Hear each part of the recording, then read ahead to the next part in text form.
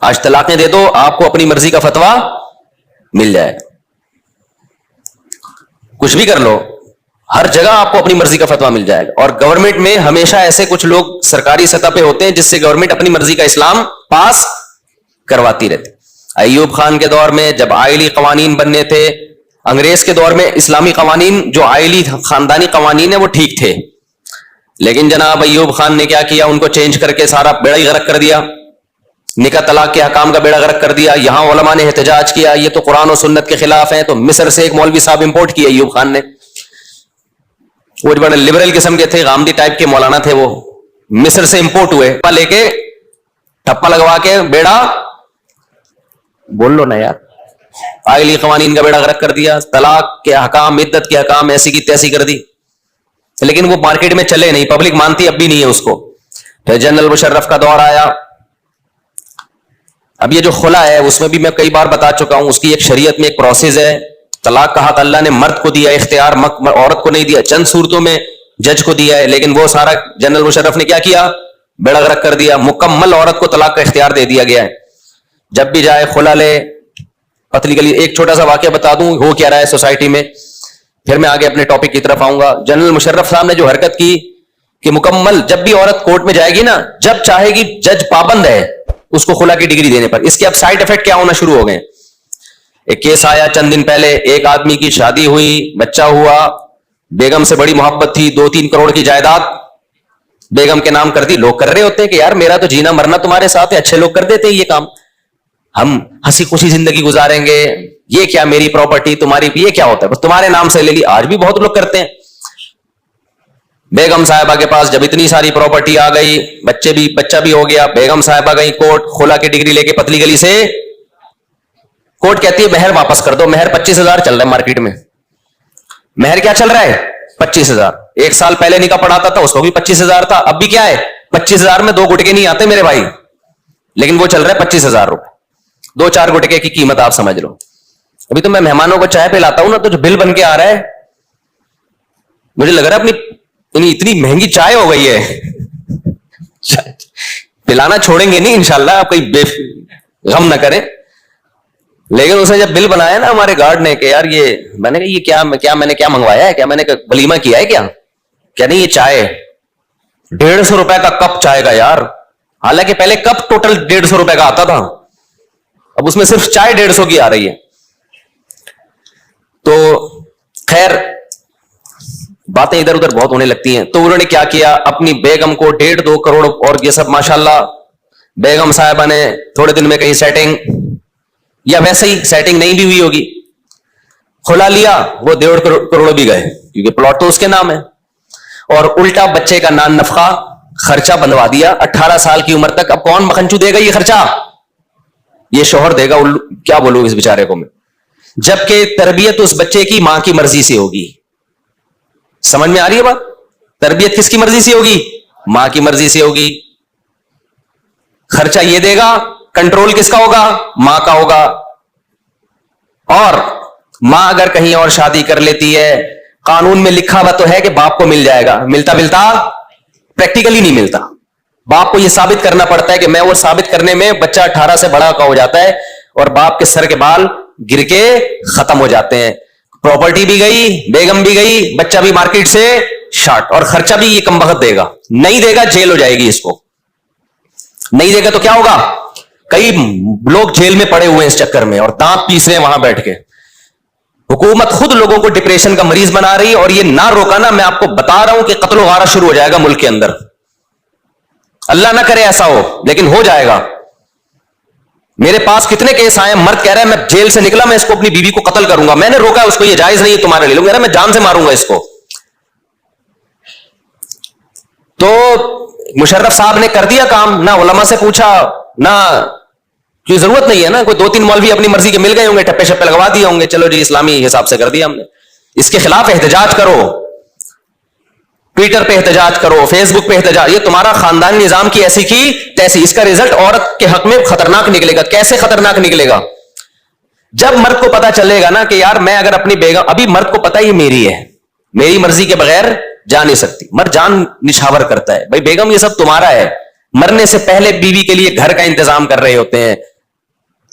لیکن جب مرد کو پتا چل گیا نا کہ طلاق کا حق اس کے پاس بھی ہے, وہ ہاتھ کھینچ لے گا اپنا, وہ کہے گا اس کو ٹیشو پیپر کی طرح استعمال کرو بھائی, کوئی بھروسہ نہیں ہے کل اس کی نیت چینج ہو جائے. ٹائم پاس کرو, انٹرٹینمنٹ کے لیے بہت اچھی چیز مل گئی ہے, ٹائم پاس کرو, زیادہ فری کرانے کی ضرورت, یہ ہوگا کل جب واقعات آئیں گے نا, یار اس نے پراپرٹی دے دی تھی, اس کی بیگم نے خلا لے لیا. مجھے پتا ہے ساری عورتیں ایسا نہیں کرتی, لیکن کچھ تو کریں گی نا, اور آپ کو کیا پتا چلے گا کہ میری والی کرے گی کہ نہیں کرے گی؟ نیتیں بدلتے دیر تھوڑی لگتی ہے. تو نتیجہ کیا, آدمی ریزرو رہے گا. بھائی شادی ہو گئی ہے, ٹائم پاس, جیسے گرل فرینڈ کے ساتھ کیا ہوتا ہے, ٹائم پاس. پراپرٹیاں تھوڑی نام کرائی جاتی ہے گرل فرینڈ کے, ایک آدھ چائے وائے کا کپ پلا دیا جاتا ہے. اب تو چائے اتنی مہنگی ہو گئی, اب گرل فرینڈ کو کوئی چائے پلانے کے لیے بھی تیار نہیں ہے. حقیقت ہے. اب گرل فرینڈ بولے چائے, آدھی چائے تو پیسے دے گی, آدھی یا تو تیرا باپ دے گا یا تو دے گی. تو مہنگائی اتنی بڑھ رہی ہے, تو اس کا نقصان ہوگا عورت کو. مرد شادیاں کرنا چھوڑیں گے, کریں گے تو وہ وفائیں بیگم کے ساتھ نہیں کریں گے. یہ جو اسلام نے مرد کو ڈیورس کا حق دے دیا نا, یہ بہت بڑا احسان عورت پہ کیا ہے. مرد کو احساس ہے یار جیسی ہے کس کی, میری, یہ میرے ہونے نے بہت زیادہ حقوق دلوا دیتے ہیں. خواتین مثالیں دیتی ہیں, وہ فلاں عورت پہ اتنا بڑا ظلم ہو گیا, فلاں پہ ظلم ہو گیا. اس کا بھائی وہ چند پہ ہوتا ہے, 100% تو دنیا میں کوئی بھی ٹھیک نہیں ہوتا, لیکن اس کا ایسا طریقہ اختیار کرنا کہ مرد وفا کرنا ہی چھوڑ دیں, اس سے تو سارا سسٹم کیا ہو جائے گا, تباہ. اور جب سارا سسٹم تباہ ہوگا پھر ہوگا کیا, جب مرد شادی کرنا چھوڑیں گے کہ یار وفا کرنا چھوڑیں گے, تو ادھر ادھر پھر عورتوں میں دل بہلائے گا آدمی, اور پھر بالآخر خاندانی نظام ایسے ہی تباہ ہوگا جیسے یورپ کا تباہ ہو گیا. اور اس کا سارا فائدہ کتے اٹھائیں گے. کیسے اٹھائیں گے؟ پھر میں بھی بڑھاپے میں کتے پالوں گا, آپ بھی بڑھاپے میں بولو نا کتے, کیونکہ بیگم تو چلی گئی خلا لے کے, بچے ہو نہیں رہے, تو تنہائی, وفا مارکیٹ سے کیا شارٹ. تو چند بڈھے بڈھی بچیں گے. جیسے انگریزوں میں بھی پارکوں میں کچھ بڈھا بڈھی بیٹھے ہوئے ہوتے ہیں جنہوں نے وفا کی ہوتی ہے. وفا بھی انہوں نے 50 سال کے بعد شروع کی ہوتی ہے, ذہن میں رکھنا. 50 سال تک ادھر ادھر منہ مارتے رہے ہوتے ہیں, 50 سال 55 سال کے بعد چلو یار ہم میوچل انڈرسٹینڈنگ سے کیا کر لیتے ہیں, شادی. پھر ان کی شادی کے بعد بھی عجیب سے حساب کتاب ہے, وہ کیا بتاؤں یار. میں آج کل انگریزوں نے بھی بیان سننا بعض لوگوں نے شروع کر دیا, تو میں زیادہ نہیں ان کو وہ بتاتا. بہرحال پھر کچھ بڈھا بڈھی پارکوں میں نظر آئیں گے آپ کو.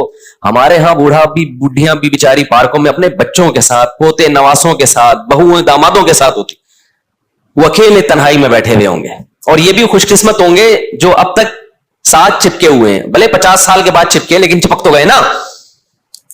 لیکن آپ کو بہت سے لوگ پارکوں میں ایسے نظر آئیں گے, بڈھا ہوگا کتا لے کے, اور بڑھیا ہوگی کتے کے مزے, کیونکہ کتے کو وہاں وہ پروٹوکول ملتا ہے ہمارے کتے سوچ بھی نہیں سکتے, کتے کہیں کے.